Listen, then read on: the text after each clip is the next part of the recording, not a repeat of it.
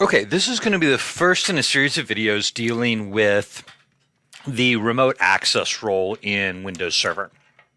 So we won't cover everything in one video because I don't want the video to be monstrously long. So we're going to do a couple of short videos out of it. So before I dive into this, though, I do want to show you a little bit about the environment that I have. So I'm working inside of a virtual machine here. And I have two network adapters. So I'm going to go to Tools. And actually, you know what? I'm going to do this a command line just because it's more fun. So I'm going to go to my command prompt and I'm going to type ipconfig.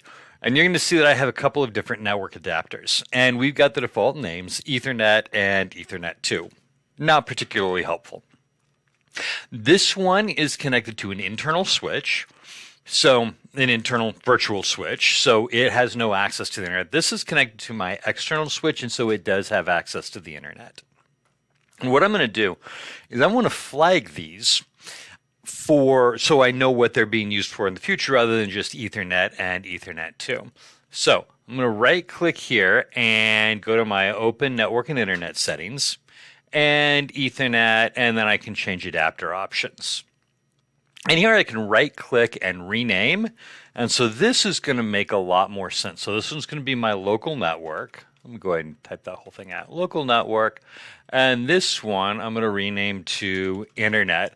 And that way, when I'm working with them, I can just glance at them and see which one is which. And this works anywhere, right? So if I go back to my command prompt and do my ipconfig again, spell config, you're going to see this is now local network and internet. Okay, now this video we're going to focus on doing a radius configuration, but I did want you to see how we have things set up for when we get to some of our other configurations a little bit later on. Now, radius is part of my remote access role. So I'm going to go to Manage, Add Roles and Features, and I'm going to select remote access. Now, when I do that, this gives me some role services I can select. So a little bit of discussion here. I have to pick one of these role services. So I can set them up by Windows Server as a router, as a web application proxy, or for direct access and VPN. Now, I will tell you that I am not a huge fan of using a Windows Server as a router or a web app proxy or a VPN gateway. I'm just not. I think I would rather use dedicated hardware for those applications. But Windows does support it, so we're going to go ahead and walk through it anyway. So I'm going to select direct access and VPN, and then I'm going to add the required features. Now I have to choose one in order to get one role service in order to get my role installed. So I'm going to click next, and I'm just going to next through the rest of these and do my installation.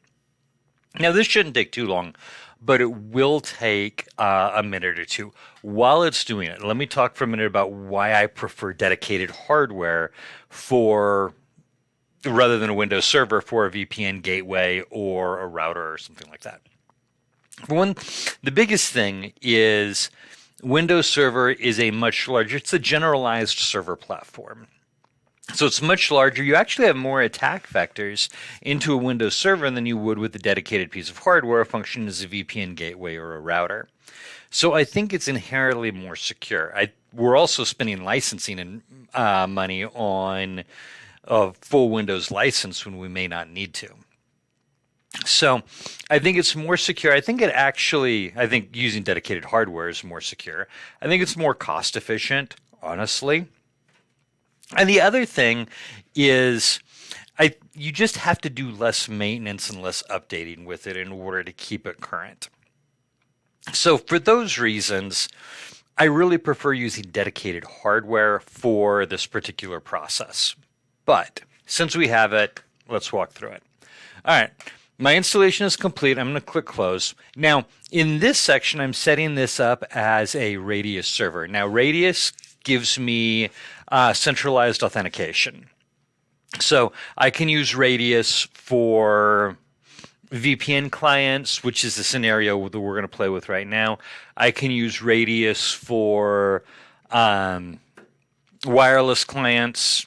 There's several different options. Even for some local networks, some switches will allow you to use radius authentication before giving users access to the local network. So there's lots of ways that we can use radius for centralized authentication. So that's what we're going to work on.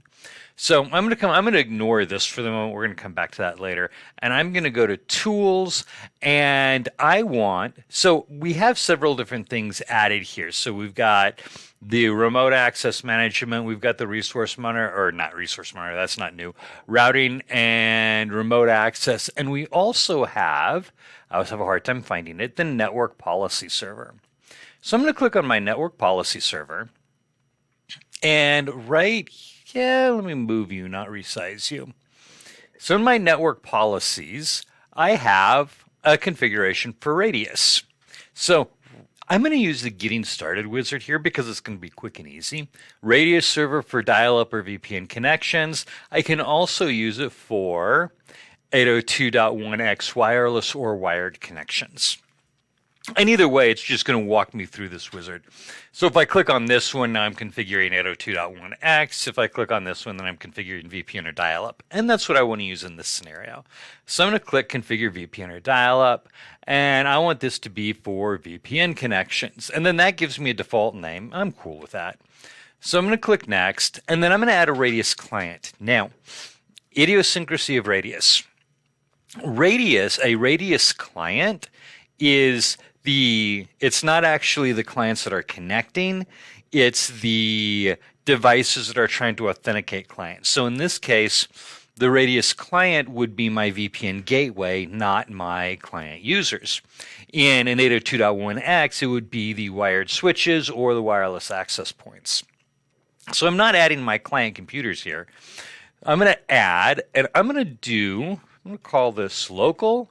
And I'm going to do my local host of 127, turn on number lock, .0.0.1.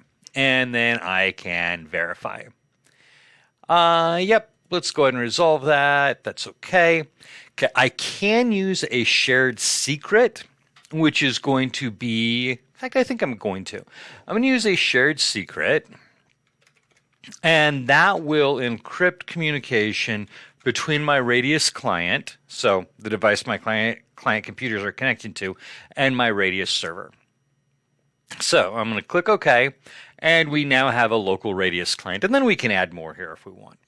So I'm going to click Next. We can use the EAP protocol, MS Chat v2, or MS Chat without v2. I'm going to go ahead and leave this default for the moment. You may want to use EAP. Let me go ahead and click on this to allow you to use smart cards or secure passwords or protected PEAP, whichever one you need. I'm going to go ahead and leave the default and just use MS Chat version 2 because, again, this is going to be a demo. Click Next. Okay, now which groups are allowed to access? Now, I can add in individual users or I can add in groups. So I want to create a group. So I'm going to jump out of here and I'm going to go to Tools, Active Directory, Users and Computers. And I'm going to create a new group. And I'm going to call this Remote Users. And I want to go ahead and let this be a global group. Remember, global groups we typically use to aggregate users, and then it's going to be a security group. So I'm just going to create my remote users group there. And then here, I can add my remote users. Click on a check name. There we go. Remote users is good. And now if I put somebody in that remote users group, then they should be able to connect to one of my radius clients and be authenticated. I haven't added anybody to that group yet, obviously. I just created it. So I don't actually have any users that can do that yet. But the idea behind this is if I want to add a user to be able to connect to my VPN, all I have to do in Active Directory is add them to the remote users group. All right, let me click Next. I'm not using any IP filters. I can filter in, filter out specific IP addresses. Don't need any of that. Encryption settings, I'm going to go ahead and leave all of these checked, but you might not want to. you might want a higher level of encryption. So if you want a higher level of encryption, then you just uncheck the ones that you don't want. If you want to force a lower level of encryption, again, you just uncheck the ones you don't want. I'm going to go ahead and leave all of them checked, which means we'll be able to use any one of these encryption lengths. Click Next. Okay, the realm name is going to come from my ISP. However, I may not need it. So in this case, if you do not know your realm name, contact your ISP. If you don't care about it, then just keep it as next. In this case, I don't really care about it, so I'm going to click Next. And then Finish. Now, at this point, my Radius system should be set up. And I can expand here into Radius, and I can look at Radius clients and remote Radius server groups if I have them. So I can add in an additional Radius client later on if I'm going to add another VPN gateway, or if I was doing 802.1x authentication, I might want to add more access points or more wired switches. So this is where you would do that. Come to Radius clients, right click and create a new one. Okay, but at this point, Radius should be up and running. So that's step one. Because I'm doing the Radius authentication. Step two is going to be setting up the VPN connection. That's going to come in our next video.